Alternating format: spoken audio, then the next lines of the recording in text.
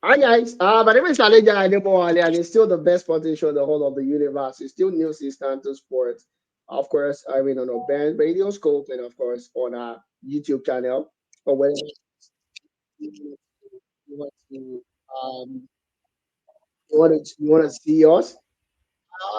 We'll be having a whole lot of issues I'll be talking about today, starting with Arsenal versus Brighton, United doing the unthinkable, doing the unthinkable against Barcelona crisis. I don't think people like to talk about the crisis because it looks like a crisis right. And of course, United City, United City or Luton Town, that's and whatnot. I'll be jumping into the NBA as well. I have with me today. I have Alawale with me, and I would like Alawale to start by introducing himself to the. Go ahead, Alawale.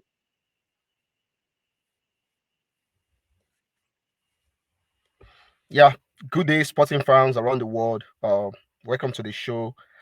It's a weekend when the referees decide to be the MVP of the league matches. They decide to be the main point of discussion. Uh, from the Fulham Newcastle game yesterday, I think the Jimenez record was a bit of overreaction from VAR. We saw a silly record from what do you call it? And from the United Liverpool game when Daigodalo, who rightfully Yeah, protested of a throwing, which probably he won, rightly protested, and the referee on one incident gave him double yellow card.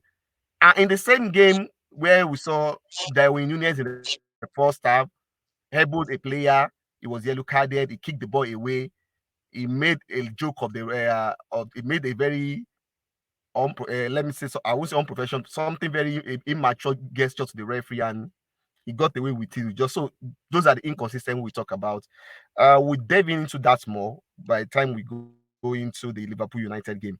Once again, wherever you are listening to this, any part of the world, welcome to the show, and you have a wonderful 1 hour ahead of you. all right, perfect. I'll start with the game between Brighton and Hove versus Arsenal. Brighton has been an accolade yield for Mikel Arteta over the course of I'll say two seasons. They actually did lost against them last season as well at home. To be precise, the season before they lost at home against Brighton as well. And today I saw a different dynamics. A beat Brighton playing in Europa competition, which technically is a snack for them. But Arsenal came in strong, ensuring that all the press that they did could not be beaten by Brighton alone.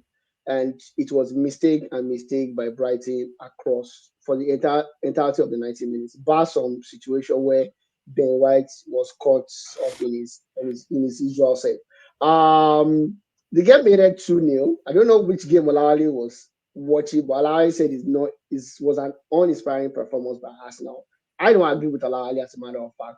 But Olari, I'll let you go ahead and tell me why you think it was an uninspiring performance by Arsenal. Yeah, uninspiring. I think you were not the only person. I've seen some couple of tweets on Twitter, but of course from Arsenal fans, and you know the way Arsenal fans tend to overreact to any Good small results. victory nowadays. Yeah, Why I said so was it was a game despite how, let me say, not poor, how uninspiring Brighton were. It was a yeah, game that could have easily ended 1-1. At 1-0, Pascal Grobbs missed a very good chance. yeah, yeah, Arsenal, my problem with Arsenal during the game was, yes, defensively they look solid. They kept Brighton in under they kept them in control. They yeah, were in control of the game, but again, I'm not seeing enough composure, enough productivity from the attack. Some decisions are horribly taken. Players not doing the right thing at the right time. Martinelli for me has been uninspiring for weeks now. yeah. Saka seems not to be himself since probably that injury reported in week 7. His level of performance has not been optimal. Is Yeah. either one week up, the other week down. And Jesus probably scoring his second goal in like 3 or 4 games. I'm not sure how long this is going to That continue. can be maintained. I just Yeah. feel the Arsenal attack is a bit blunt for me.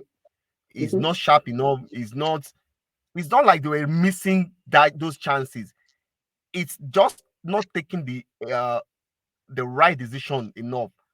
A lot of balls hitting bodies in the box. In the I think they box, could yes. have done better.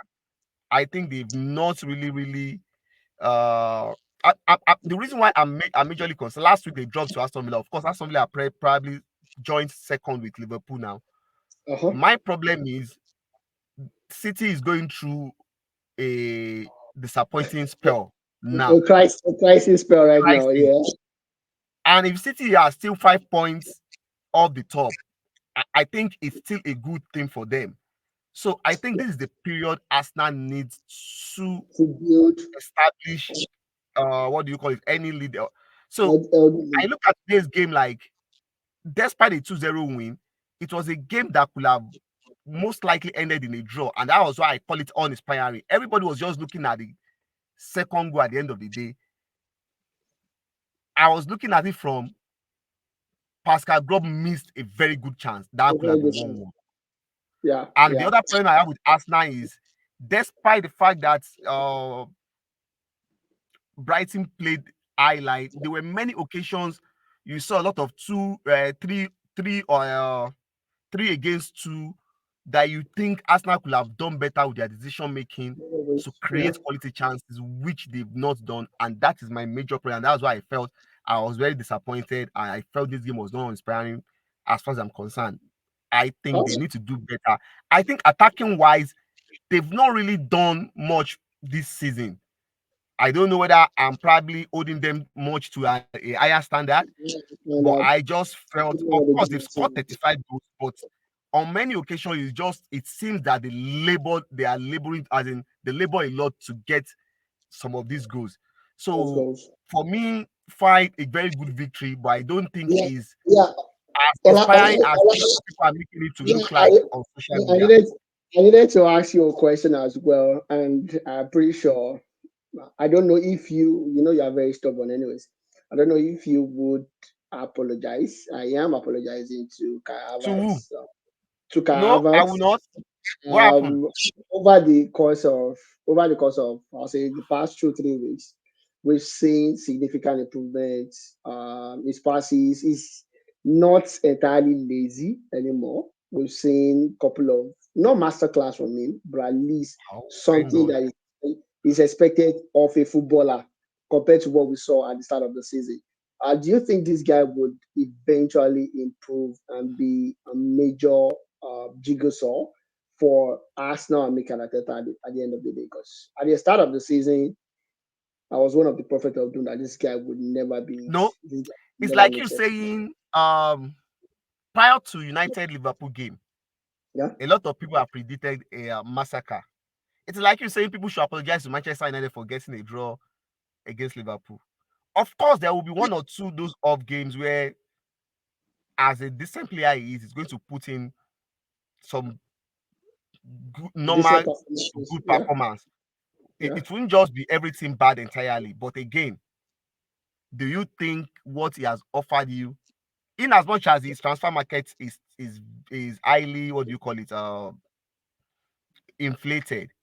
Uh-huh. The at 58, or how much was his money? Is it 58 or 60 65. something? 65. 65. 65. Do you think you are seeing you are getting that input from a 65 million pound? Do you think Okay. Harvard has made Arsenal much better than what Granit Xhaka gave them last year? No, that's No, my no. point. He has not really, for that. If you are But, coming but in in with that terms, amount of money, yeah, but in terms of improvements from the where he only was at reason the why, start of the see what I'm see, the only reason why is because Ateta has stick with him because it's a signing. Remove that 60 something million pounds on him. Another coach will put him on rotation with some other players. It is what it is. So having a decent game will not make me change my mind on him. I've not seen him doing anything spectacular so far. Yes, Okay. one or two games here and there, some goals will certainly come, but I've not really seen that impact. like that big signing impact is, I mean, I've not seen it, and I don't think it will happen. Okay, all right, perfect. Olale is sticking to his gun of it not happening. No dissenting opinion. Because it's just us two. I'm apologizing as a matter of fact. I feel he has improved. I feel the guy that I saw at the start of his season that was looking ridiculous has shown a little bit of grit, and he has shown a little bit of knowledge that he can actually take the bull by the horn, save us now a couple of times. His goal actually saved us now today as well. To the massacre that we all predicted, and of course, Alawali was one of the people that predicted the massacre. Or because let's be real, let's be factual. Last season they ended 7-0. They had Bruno Fernandez, and I think, and I start to be correct. I think it was a right that said, "See, Bruno not playing in this game is going to be a blessing in disguise for Manchester United." And thankfully enough, it looks like it. They show grit. They show defensive acumen. They showed organization throughout the 90 minutes. It was not an easy task for them. It's supposed to be a bloodbath, most definitely, playing against Liverpool with the kind of attack that Liverpool parades with Mo Salah, Danny West, their midfield triumphant, and their ever reliable defense. When you're looking at Konata, Timiskas, and what have you.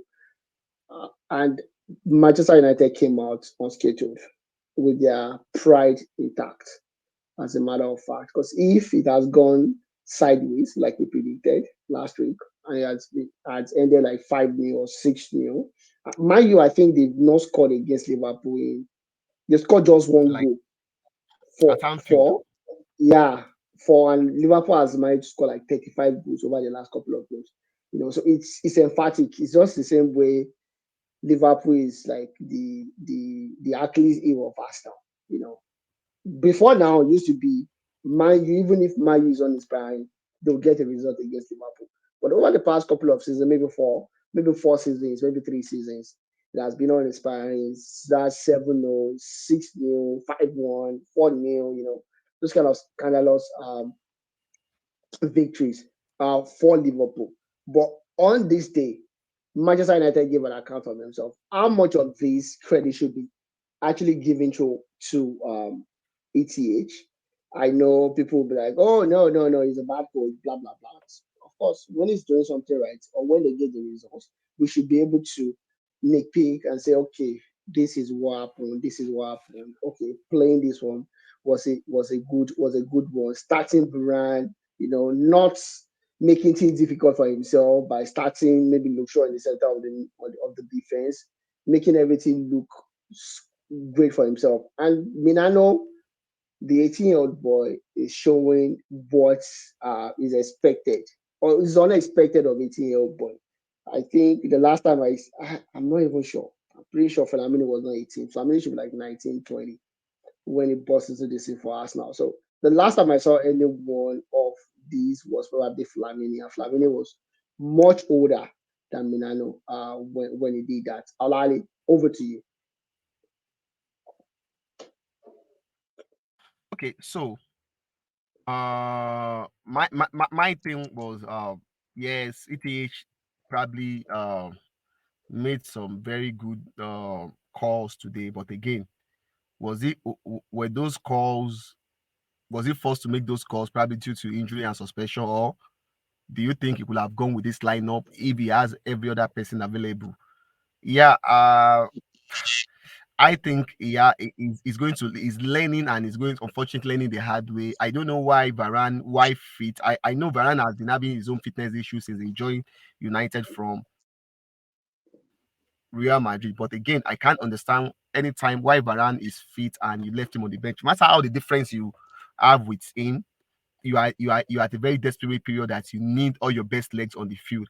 And Yeah, today Varane showed why ETH was wrong for not playing him when he was truly fit for some of those games in the past.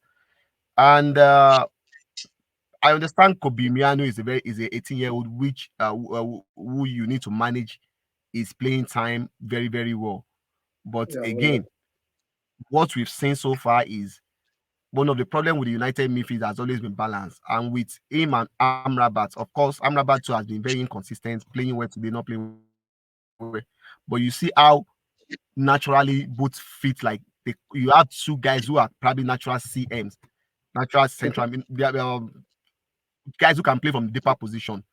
They at least both of them playing in that same position gives the midfield more assurance, and it allows McTominay to play a little bit advanced, even though he had a very disappointing performance for my own standard. Yeah, it was a spirited performance, but I think United had their own credit, but I think it was more down to Liverpool's inability to be composed in front of goal. Just like what I say against Arsenal, I think their case was a bit was a bit worse than Arsenal. They were a little bit too their decision making was very poor. Not Oh too yeah, much from Darwin Nunez, not that reliable. Diaz was not really up to its game. Salah was feeding on scraps there and there. I think what I've observed from Liverpool this season is as much as options they have in attack, I don't think they've really been able to. Uh, I don't think they are playing up to the level of what they had during the time this of is expected. Firmino, Mane, and Salah, Yeah, especially Salah. Yeah, I think the quality of players that is playing around him has made him more of a creator now than that direct goal threat he was doing. And this is my challenge with them. I think they will probably end up drawing a lot of games. Just like last week against Crystal Palace, it was a game that wasn't looking to go their way until that unfortunate red card to Ayew. I think we'll see a lot of teams who will be able to frustrate Liverpool, and their defense is not that solid too. Forget about their clean sheet today. oh, They've shown that they are capable of conceding so many goals too. considering We saw that against Fulham so a couple of weeks ago, and even in the earlier part of the season, it took them like 6, 7, or 8 games before they kept their first clean sheet. So I think they don't have the right balance in all. Yes, they have options here and there, but overall, the attack doesn't still look that sharp enough. solid. Except for Salah, other guys seem not to be reliable. I think Jota is their next best goal scorer, Best, and that's right. he's Yeah, probably not fit 100%. now. Yeah, Yeah, yeah. So I think the coach will probably. I think you have to go with somebody like Gapco more. Let's say him. I don't think you can rely too much on Darwin Nunez. I just think he's not composed much in front of goal, and decision making at times could be. So I think it was more down to Liverpool not being totally composed, because I could see a lot of times where they could have be a little bit more patient. You see a player just horribly taking the shot, some uninspiring crosses here and there. So, but again, you can't take it away for United. They did their own part, but us. that is not what that formula is not something you can build on. It's a formula you want to use when you are down or when Down. you Yeah. feel like a team is probably far more superior than you. Next game, if you are playing at home against West Ham, you can't expect to sit No, back. no, So, and what definitely they can we do saw that. today was a United team that could not, we couldn't see any link between the midfield and attack, which is a big concern. And with Anthony, Ojland got one chance that he missed that he could have scored. Anthony had a lot of one-on-one situation that I don't think he maximized a lot. So attacking wise, still the old same story for United. Defensively, a little bit more assured.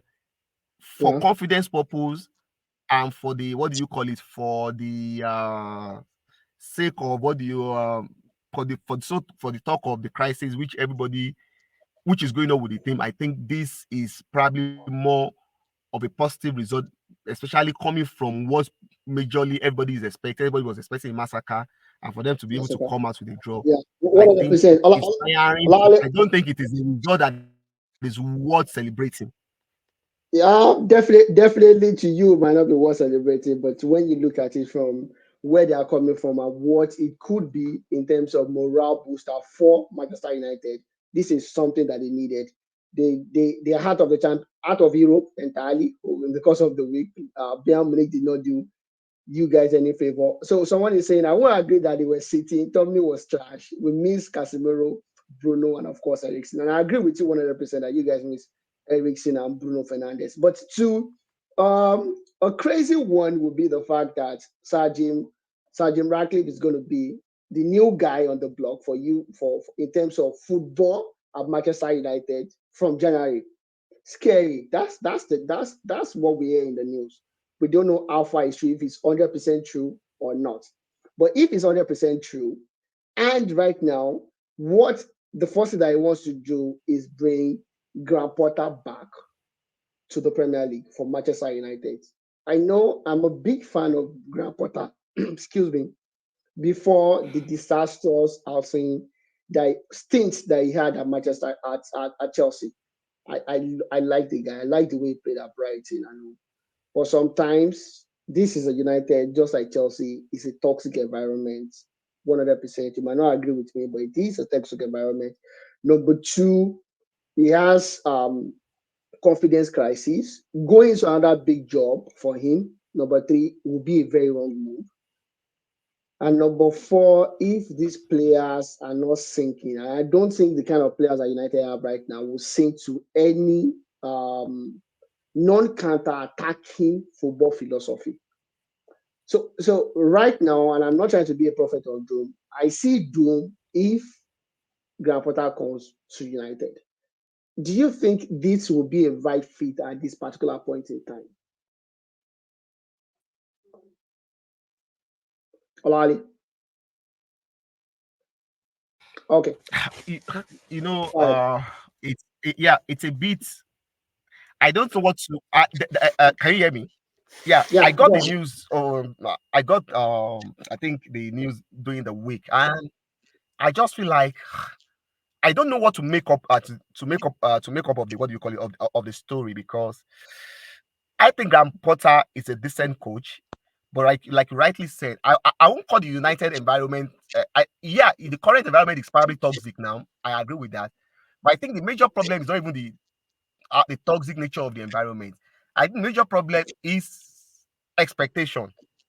Now, the problem with United and probably Chelsea to an extent, but majorly United is you want a rebuild, and Mm-hmm. nobody wants to start that rebuild from the scratch. Everybody wants to start that rebuild from, let me say, uh, wants to rebuild, but at the same time, we have to be very relevant and competing. At times, Yeah, which might not be that easy, especially if you are really falling off. So sometimes coaches tends to not to stick with what they need to do. Sometimes to they want to do what will probably give them immediate results, which is not probably sustainable on the long run. And I think those are the part of the problem ETH probably is facing on his own part. He was granting an interview when somebody asked him like, why can't United play like the Ajax? He said no, like he can't play like that, and that was a bit surprising. So for Graham Potter, I don't really know. I think I don't think it's going to be the you, right move. you're a I little don't bit think it's going to be confused. the right move. But Speak. I think what will be most Yeah, important is the structure that will be behind. I think a lot of emphasis have been laid on coaches in United, as far as Manchester United is concerned, in the past since Alex Ferguson left. But it's very yeah, obvious, in as much as all the coaches that have been employed and been sacked over a period, yes, you could make case for, okay, he made some bad decisions, this one made some bad decisions, but you could entirely see that the problem lies with the people even employing them. You could argue United hired Mourinho at the wrong time. You could yeah, argue 100%. that of a Van Gaal for a man who was playing at the World Cup and who was still coaching Netherlands at the World Cup where United have already started preseason in United States of America. So you could look at the timing, you could look at the working conditions, and you look at, okay, Yeah. were this guy really properly back in the sense of not even signing a loan, in terms of the conducive environment. This guy will tell you that Van Gaal will tell you that in that first season left for him, United wouldn't have played that number of games they played during preseason. Did they listen enough to them? So Yeah. it's a bit of, so for Graham So, Potter, so I don't think it's many a good issues. decision. But I think what will be most important is the The atmosphere structure that will make. Yeah. that will be, yes, I think that will be most important thing for United. It becomes very obvious that the people making the footballing decision in United have let the club down more than the coaches that have been sacked in the past. Okay. All right, perfect. Welcome, Morocco Kachi. Thanks for joining us. But of course, just to read a couple of comments here. Someone said, "Celebrate what?" Okay, he said, "Unite." Okay, Olale, this is for you. Why would someone be saying United should not celebrate this draw? Come on, United have been shit since. Make Olale go sit down, Jare. United is in trouble with Jim. Qatari Smith was a You said what? disaster for us. Someone said you should go and sit down, that they are going to celebrate the win. Someone The said draw. the draw, sorry. Someone said United is in trouble with Sir Jim. Qatari Okay. Smith was a disaster for us. El Patron said, celebrate what rubbish. I said, would you prefer to for another 7-0 loss? He said, no, we're not good. I don't celebrate mediocrity, of course. Thank you guys for the comment. Which is catchy. I'm waiting for you. I've been waiting for you. Like I really miss you because I want to tackle you very well. But we'll go ahead before we jump into that place. I want to tackle you. Crisis at Barcelona. People, we have short memory as a human being, Kachi, and I'm speaking to you on Mhm. this. They lost against Girona 4-2, rested 8 players against Antwerp, lost 3-2, and played a 1-1 draw against Valencia.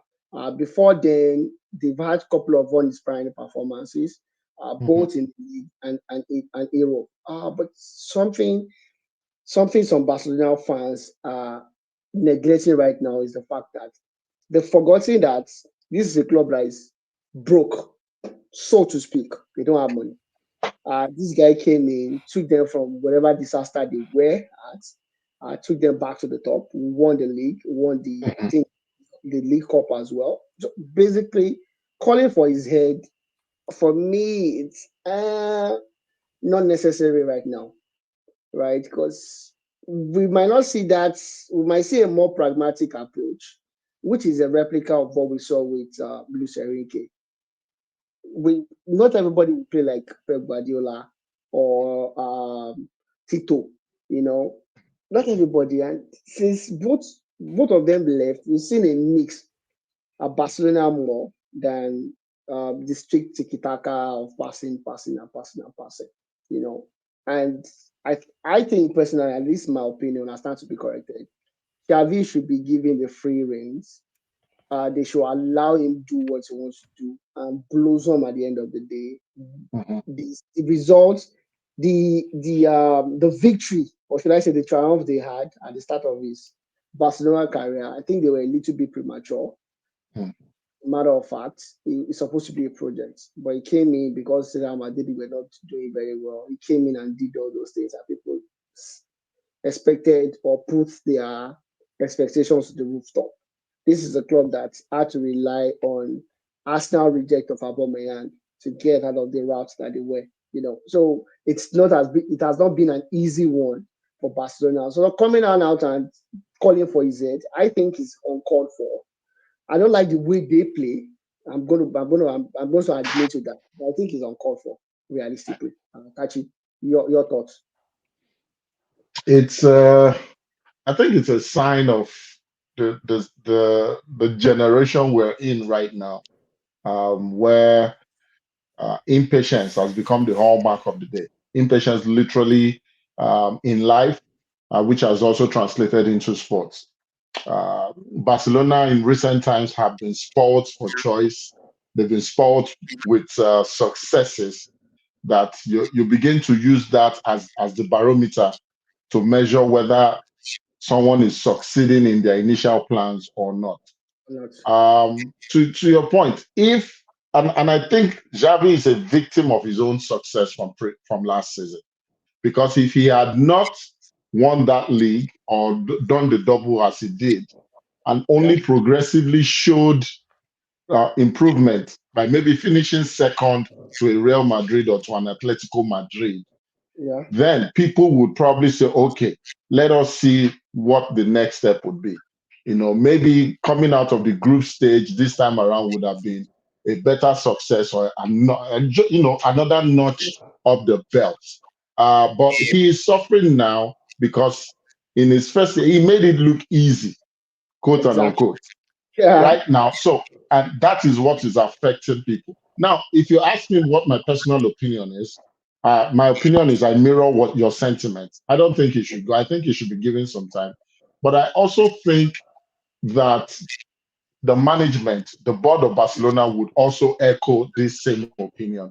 Now, it is not run like uh, Real Madrid, where Florentino Perez is the lord of the Yeah. manor. There you go. This is a club that respects and takes the input of its supporters. But I think the board will be able to prevail on them to say, hey, if you are backing now because of just one season where it looks as if we're inconsistent, and let's not forget, this is the first season he is playing without Sergio Busquets orchestrating whatever is happening in that middle. In the I think middle. it was on our social media page that you put up a quote by the late Johan Cruyff, Yeah. who said, "You would not know the effect of Sergio Busquets until he leaves." It Yeah. hasn't taken us up to an entire season to see the impact Yeah. of Sergio Busquets in that Barcelona team, whether under Pep or under Xavi.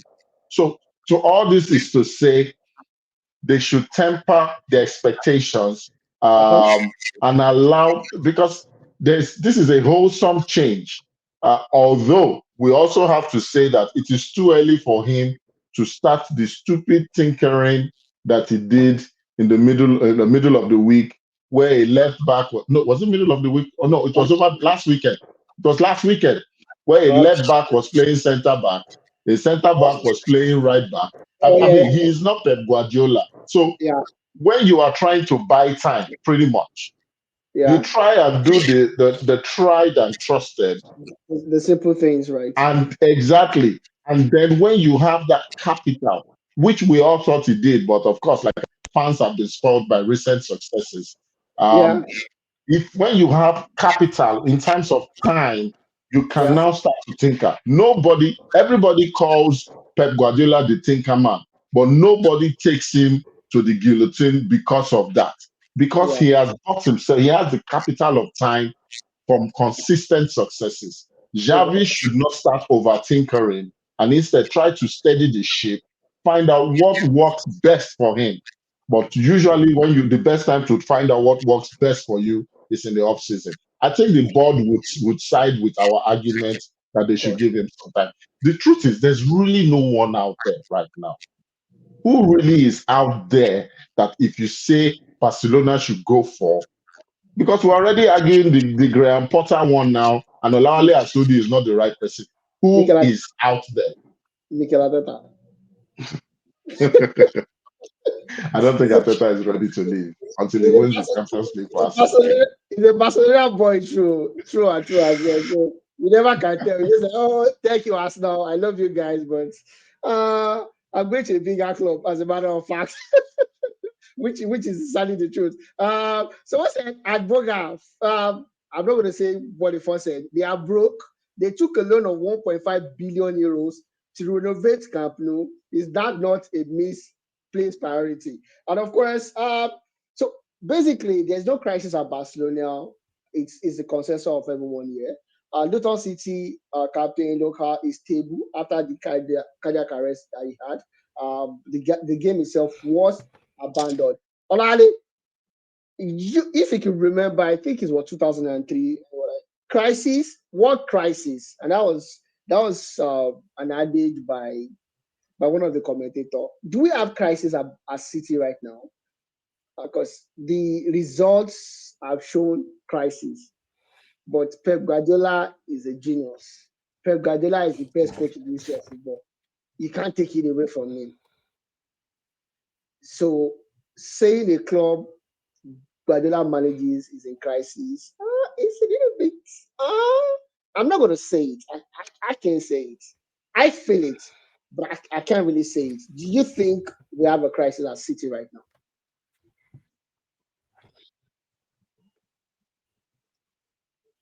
No, there is no crisis at City. Trust the media. The media wants to make news out of everything. And what else do you expect? I think City are suffering from the standard they've set for themselves in the past 6 to 7 years. City are just 5 points behind Arsenal, who are topping the league, and will still have 21 games left to play in the season. So I don't think they are in crisis. Yes, they've not been playing well, even throughout the season so far. We've not really seen them at the utmost best. Probably bad the game against United, which was a very clinical game, and that one you can understand. I think City have been a little bit below par. Off pace. And a couple of things Yeah. can be understand can be there are some couple of explanation for this. Like I rightly say that in my article that I wrote the for News Starter This is about yeah, expectation for Arsenal, what constitutes a good season for Arsenal. I success. said one of the things that City will suffer from this season is the mental fatigue. Mental fatigue is real. It's easy. It's much easier. Don't let me say easy. Don't let me disrespect.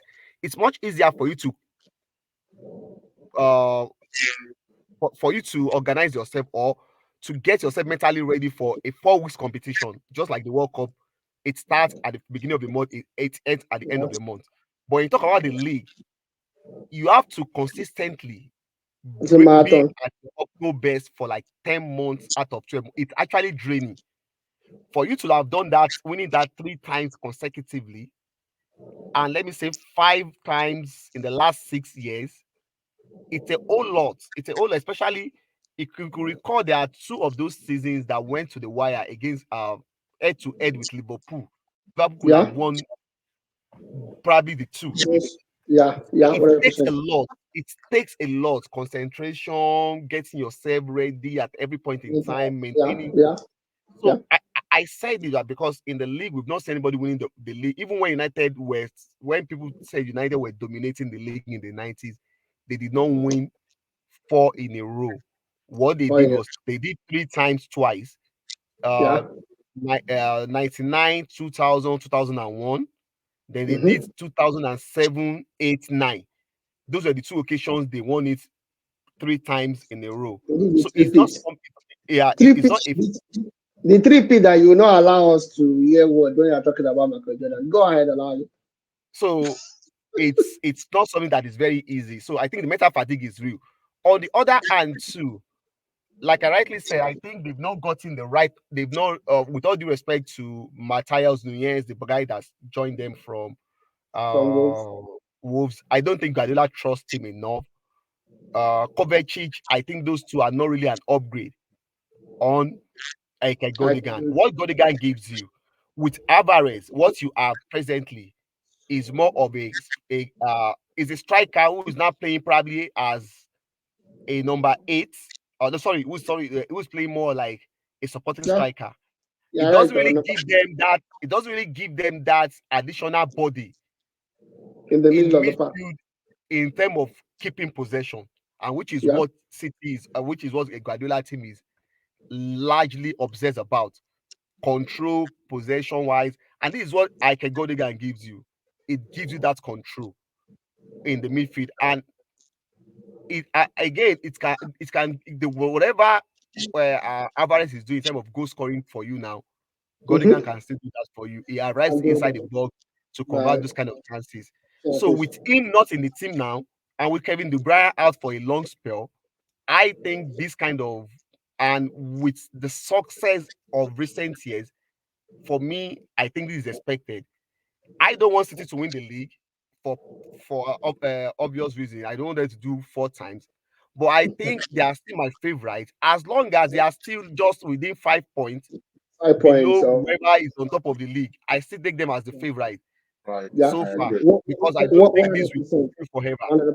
So I don't All think it's right. a I agree. crisis. I think it's just a bad spell. All right. Perfect. Kachi, do you agree with Abawali that there's no crisis at City right now? Uh, With their spark of results, drawing against Crystal Palace, managing to win against Zevenda, managing just barely winning against Luton Town, losing against Aston Villa, a draw against Tottenham Hotspur, you know, and these are the kind of results that we're seeing from them. 4-4 against the erratic Chelsea. These are the kind of results that we see from them all season. And should we call crisis right now, or we should just wait a little bit and like, okay, no crisis, it's City. Um, I don't think the world is crisis. I think it's uncharted territories, if you ask me. We've Oh, never seen this type of slump in any team led by Pep Guardiola for yeah, this long. And when I say slump, I pretty much just mean in terms of results, because the performances on the pitch is still towing the same narrative where they dominate possession, they yeah, create chances, they are yeah, just not decisive with their chances. yeah. Um, I do, however, think that the missing pieces are the key pieces. You know, Mm, the experience and the eye for a pass of Kevin De Bruyne. Um, the calmness that Ike Gundogan will give you, which is yeah, what I think is a major difference between what Alvarez is trying to do and what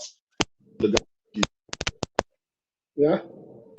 how, as much as he's trying to get more involved in build-up play, he is Mhm. still slightly one-dimensional. And I'm talking of our very good friend, the Norwegian in Oh, Erling Haaland. All man, that being said, I yeah, still do think this is uncharted territories.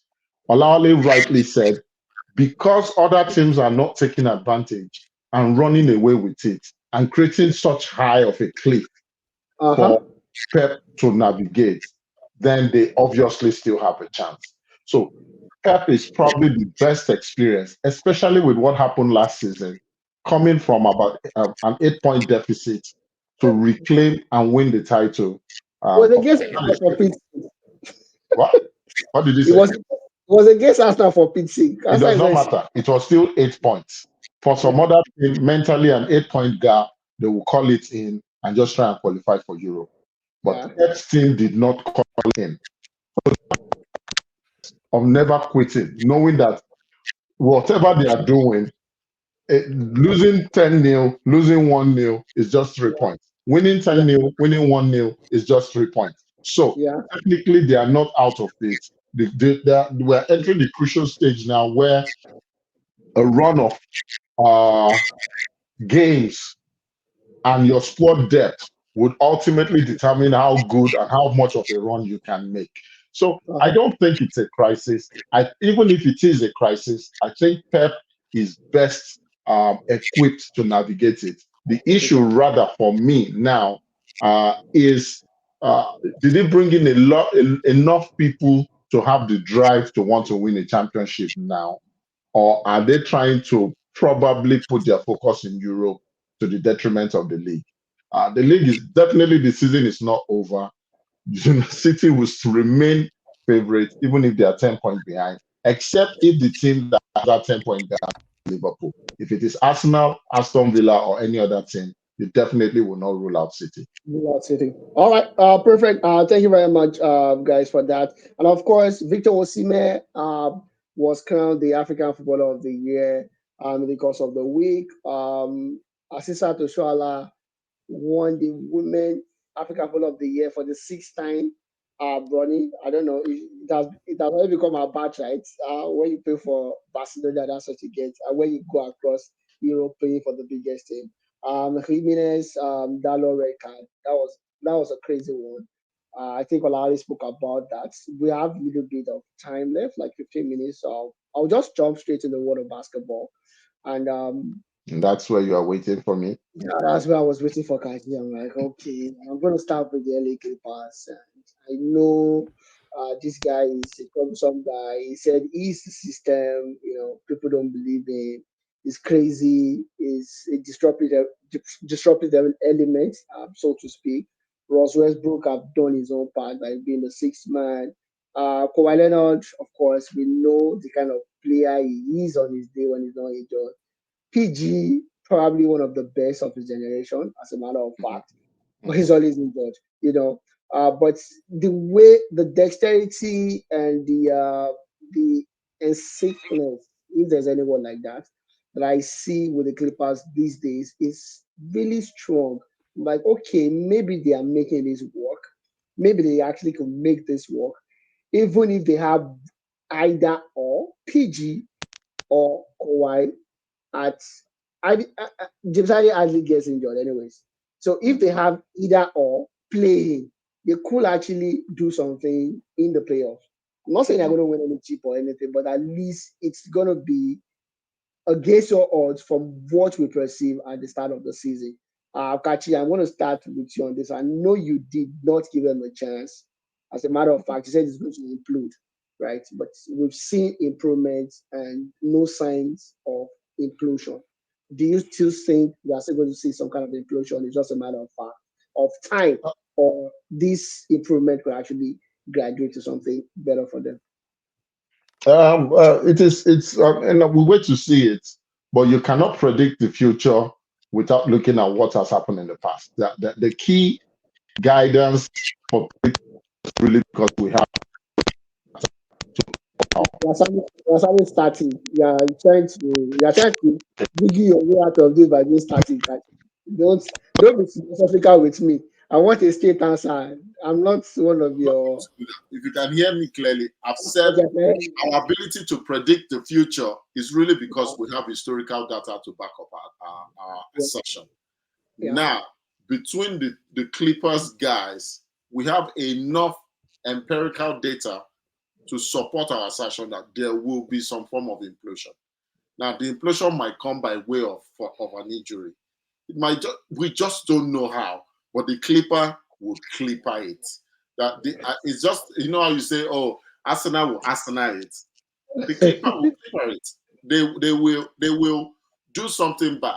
What I need to, however, say is all we are seeing lets me know that whatever implosion that has been happening in the past is purely selfish on the part of the players. These guys are all entering, I believe, the final years of their contract. I totally believe so. Olawale, please correct me if my fact is wrong. But I totally believe they are doing this because if this contract finish, chances are They need that a Steve big guy. Ballmer will not try to get the gang together again. So I Uh-huh. mean, when a team tells you that, oh, we were hearing rumors that the championship would not be respected, that was why we did not play hard enough to try and win a championship for a franchise that has never won a championship. I hope you see where I'm coming from, Debo. So Yeah, I do. we have a lot of historical data to support us sitting here and saying the LA Clippers will do the equivalent of what in NFL the LA Chargers also do, which is even when it looks as if things are going well, they will Yeah. find a way to bundle it. I like what I'm seeing. I definitely like PG. I like Kawhi individually. Of course, Yeah. James Harden, I have my case out for you, even though you are now starting to show performances. I've been a big fan of Russell Westbrook. So individually, these are not players I have a bias against. Again. I'm only saying collectively, uh, there is something happening, and it's beginning to make me think it is more managerial and administrative, which the players see, and then they subconsciously start to reflect that, and ultimately it will implode. So I do see So, their implosion so happening in the future. you're still not giving them the chance, right? Still not. Definitely. I don't see them coming out or doing anything in the West, and this will probably be the last time we'll see all of them together. Okay, Alawale, do you agree with Kachi on this one? Like, it's just a matter of time. There's going to be an implosion, or you think otherwise? Well, I think probably one of the reasons why initially we felt when you have four superstars and probably all of them being at probably three, or let me say two and a half, or I like say three of them probably passing their prime, and you want all of them on the court at the same time. It's a recipe for disaster. I think the Yeah, first yeah. thing they've done that for me that probably makes sense was for Russell Ross. Westbrook to accept the fact that he will start from the bench. At least that gives them the chance to play two other guys who could probably do things that those superstars don't want to do on the normal day, which will increase Yeah, their chances. And you have somebody to lead, what do you call it, the bench players when they are playing their minutes. Uh, in as much as I can't trust them completely, I think I've been impressed since they lost to the Warriors. They've won 7 consecutive games, and if you look at the teams they've beaten, uh, go ahead. I know they defeated the they've beaten Warriors. the they never no get. They've beaten Nuggets. Yeah. Warriors never no get the Sacramento Kings. Uh, okay, Utah Jazz. At least they've defeated like 3 or 4 teams who are above 500 teams, which shows that they are. I think I'll probably. It's a matter of sit and look. I'll probably give them a chance. Considering the fact that I just think the West looks like wide open now. The two teams leading the West are two teams who like I would consider very inexperienced in Minnesota Timberwolves and Thunder. If you look at the usual suspect that you might think that's okay, the Nuggets are number 4, which is still not bad. The Lakers are presently 8, while the Clippers are 6. So if you look at the mixture, it looks and the Golden State Warriors are presently 11th, which means a place out of the even the play-in tournament. Mhm. And that's 2 games. It's even 2 games behind the play-in tournament. So the Suns are presently 10th. So it shows that as much as we want to believe the Clippers are bad, a lot of the teams we've considered to be favorites have been equally bad or even worse than the Clippers. Bar Yeah, probably the Nuggets, who are even forced themselves, who are not that not the Nuggets are 17-10, the Clippers are 15-10. So I think if ego doesn't set in, if they could buy in, which I where I probably agree with Kachi, is something you can't really guarantee. rule out. I think they have a decent chance. I will not say they are the favorite, but No, that's with the situation of things in the Western Conference, it looks like it's everybody's uh everybody probably have a chance as a shot of getting out of the West as it stands now. So yeah. I will give them a chance. All right. Perfect. Thank you very much. And of course, that's Kachi. Sorry, you're muted. You want to say Yeah, something? Rib Olawale that if I'm going to find the king of diplomacy, Olawale, when there's a war, when the war between Russia and whoever eventually happens, I need to make sure that you are there to To be to one of the to mediators. make sure diplomacy sets in. You are the Kachi, I'm gonna come I'm back not to being you. diplomatic here now. I said I'm going to give them a chance because the West looks open now. let's see. Yeah. Let's see. Kachi, I'm gonna come back to you. And the guy that we don't know whether he's still actually interested in playing basketball or not. And we're talking about no other person than Devon Green. He has been so, I don't know, like it's become like a mental situation. Bad role model for the kids, for all the cars, and make it seem like okay, these behaviors are normal, which is unacceptable in the real sense of it, the strict sense of it. And the Golden State Warriors, I'm going to call it out. For me personally, they have a crisis at hand. The way they've been playing is short of, is devoid of confidence. Their emotional leader, like you always call Green, Demon Green is out. Clay Thompson is not the same, of course. Andrew Wiggins, Omega, those guys are not brimming in confidence. The lack of beat for them means they're really big one dimensional. You can actually figure them out. It's not like someone is going to attack the paint for them or whatnot. So they still rely on the fluidity within the thing, right? And it's showing like they've been figured out, or it's game over for Golden State Warriors. That era. as we know it. Do you agree with this, or you feel it's just something that would pass through? Because Draymond has been suspended indefinitely right now, and Mhm, he's according to the court. So mhm. it looks like he's out of the game, 100%. And the way the DSW is playing is not changing, and it looks like it'll be figured out. Do you agree with it? Therefore, let me put it this way: even if we don't want it, hmm, even if the purists, the lover of flair, glamorous, fast-paced, dagger to your heart type of basketball that GSW played, even if we those fans don't want it, situation right now necessitates it. Uh, we are seeing what youth, a predominantly youthful team with a sprinkle of experience, can do in Memphis, in OKC.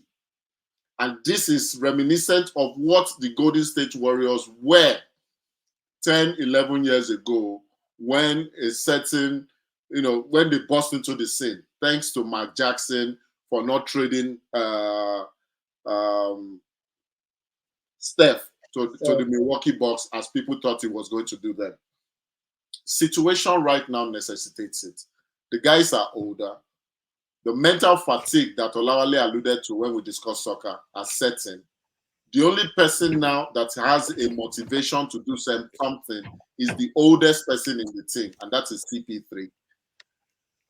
The two voices that the heart and soul of the team actually listens to have left in I can't remember the name of their GM now. I'm so sorry. And in Andre Godala. So right now it looks as if Draymond is unhinged. Steve Kerr definitely cannot. I mean, we're seeing Steve Kerr do uncharacteristic things, talking about how loud the noise in Memphis is. Coming out to critique uh, people like Stephen A. Smith, that we know that no matter how much you critique Stephen A. Smith, Stephen will talk what he needs to say. yeah, Usually, Steve Kerr always had the ability to block out the external noise and focus on the main thing. So yeah, we are beginning to see even their coach unravel. So yeah. that tells me now that there has to be a change of scenery for a lot of these guys. Clay cannot give you the type of performances we knew him for. Yes, he had one of those. He reminded us of what he could do. I believe the last game or 2 games ago. Last minute. However, we don't see that type of performances consistently from Clay. Steph would always be Steph, but even Steph himself was surprised at the podium yesterday when he heard about the young guy from the Sacramento Kings who put up 12 straight 3 pointers, doing things that even Steph himself never dreamt of doing in his own career. So, Yeah. and we saw him being shocked. A typical Steph would internalize that, use that as energy, drive to do better. Uh-huh. So I'm pretty much saying whether we want it or we don't want it, situation necessitates it. The That change of it. should be disintegrated. Unfortunately, the people that it will affect the most will be Draymond, will be CP3, will be Clay. Steph will definitely be the face of the franchise. He's going to get a statue at their new arena at some point. Maybe Clay also gets. Maybe Draymond even also gets. I'm not sure of this. But performances, age, the fact that the people are no longer being held accountable is leading to some uncharacteristic results from people we have always held at high esteem. And Yes, sometimes the change of scenery is necessary. this is necessary. Malali, before we go on the show, do you agree with Kashi just before we run off?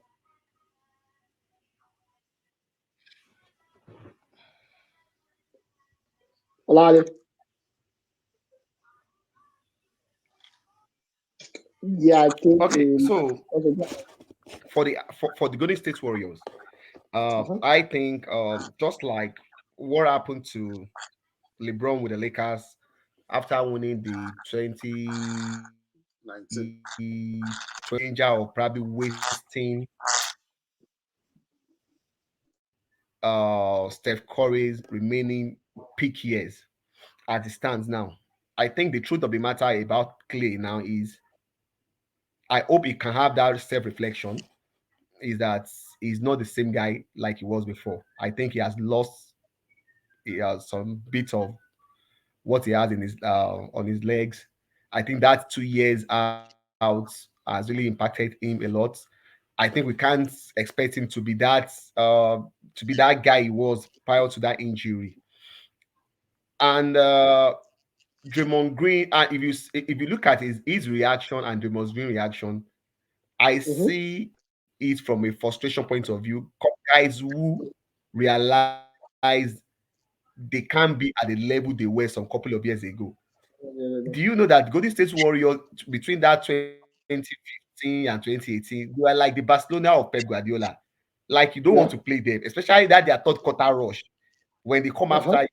There is no way you could have enjoyed such dominance, such success, and you find yourself a little bit like down. There is, of course, a tendency of frustration setting in. I think that is what we are seeing from Clay and Um, Draymond. what do you Draymond Green. And for Draymond Green, I think his bad behavior is what the American press has encouraged over time too. We've seen some of this behavior from him in the past, and you see the kind of comment like he's a competitor, he's very competitive, he's a guy that wants to, yeah, he's the one you want, he's the one that set the tune for the team. There are ways, there are some things they do say that you just feel like, so I think that is added to one of the problem. And another major thing is Andrew Wiggins. Andrew Wiggins should be cementing himself as number two guy in this team now. But unfortunately, last year it took some period off from the team and he came back during that playoff and Yeah. he wasn't really that the same. And this year too, he has not ascended that what people expect of him, like being that two guy. So I think it could be the time. I won't say the Warriors need some surgical operation in their team. I don't think Clay is going to get that 4 years extension, and that might be off the table by now. I expect them to make some. I don't think playing like a guy that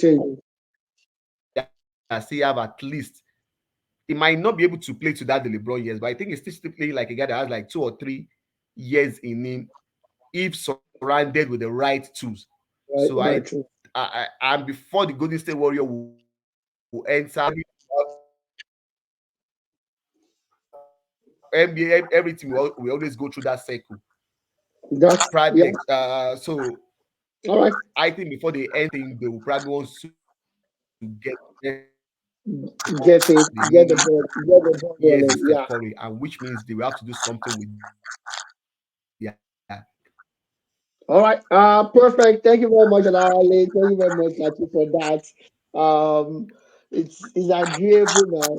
You guys don't want the surgical operation, but it looks like surgical operation is the best for the Golden State Warriors. As a matter of fact, at one point or the other, and the two major pieces needs to kind of leave. Even Clay might actually need a better challenge, a different challenge that would actually reactivate him, remotivate him. He has 4 rings already. He has cemented his name in history as one of the best basketballers. He's one of the faces of the franchise as well, whatever way you want to look at it. So it's a good one for both guys. Draymond, bad role model, Kachi's best friend, emotional leader, as he usually tags him. I never really liked Draymond, so I never really liked him. Funny enough, I'm a little bit like Draymond, so it's contradictory. It's contradictory. You want to say something? Anyways, Kachi, do you have a shout out before we go? I know you always have a shout out. Shout out to who today? Yes, big shout out to Leon Edwards for successfully defending his title at UFC 297 against Colby Covington. I personally don't like when professional sports guys are too overly vocal about their political leaning. And Colby, obviously, all is always fair in warfare, brought about the murder of Leon Edwards' dad and used it to diss him. But I believe he was rightly put in his place. I don't expect Kobe to ever get a shot at that title again. He's gotten it against Kamaru. He's gotten it. So it's about time they move away from Kobe. But big shout out to Leon Edwards for stamping his authority. He's the biggest thing right now, and long may his reign continue. All right, perfect. To see you again next week. My name is Ladeja Adewale. It's still 6 minutes with Most Important Sport. Keep supporting sports, and we love you. Bye, guys.